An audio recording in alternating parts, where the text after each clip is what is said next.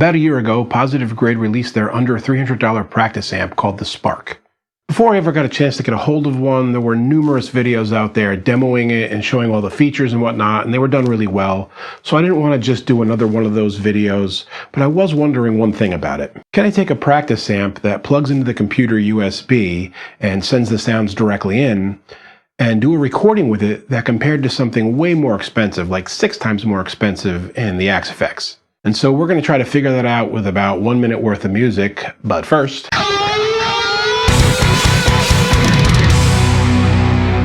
I've been told I talk a lot on these videos, and I definitely do. I'm always trying to make sure I explain every angle. So if you just want to hear the music, I'll run the time below here and you can skip right ahead to that and get to the comparison. Otherwise, if you're not familiar with the Spark amp, a little summary of it here is that it's a practice tool, really. It's meant to be a practice amp. It's a small little thing, as you saw.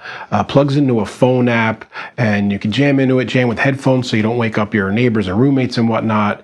You can load songs in from Spotify and Apple Music, and a bunch of them have chord progressions so you can play along that go along in the app that you can see. You can jam into it with a metronome, and I'll write like background music for you, where it's got drums and bass, so it's kind of like having an accompanying AI band. And I can say that the quality of the AI music is not really bad. It's not like, cheesy MIDI music. It's not something you would release as a song of your own, like on a record or something like that, but it's somewhere in between really bad MIDI music and something really good. So for my recording test here, I want to show a little bit of everything. So my minute of music is pretty schizophrenic.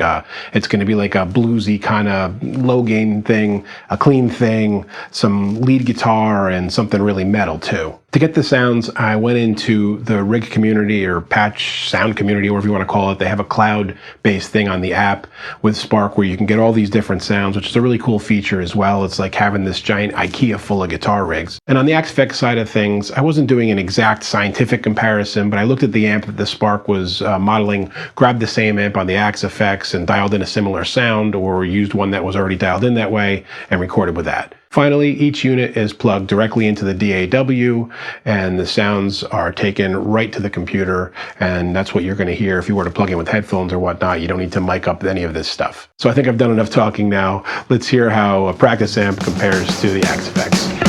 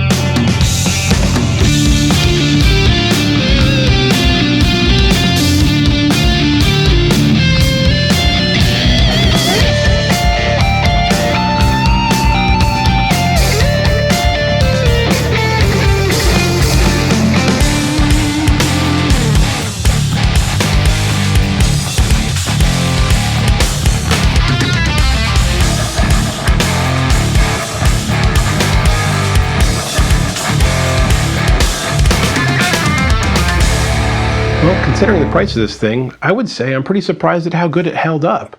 I think the blue sound was probably the closest, and the thing that I felt was the best sounding on the Spark amp by comparison. Where it was the weakest was maybe in the lead sound. It was a little sizzly and lacking some body on the Spark amp as compared to the Axe FX. But I think if you spent some time with this and were really dialing in sounds and EQing and really going through the community finding the best sounds that worked for a recording situation, for a sixth of the cost of something like the Axe FX, if you're a beginner, intermediate practicing musician and you want to do some recordings, you've got a practice amp here that you can also record with. Way to go, Positive Grid. So if you have any questions or comments, anything you'd like to see me cover further, of course, leave them down below. I get back to everybody as soon as I can. And until next time, guys, keep making great music. Hey friends, don't forget to subscribe and turn on notifications. It makes the whole world better.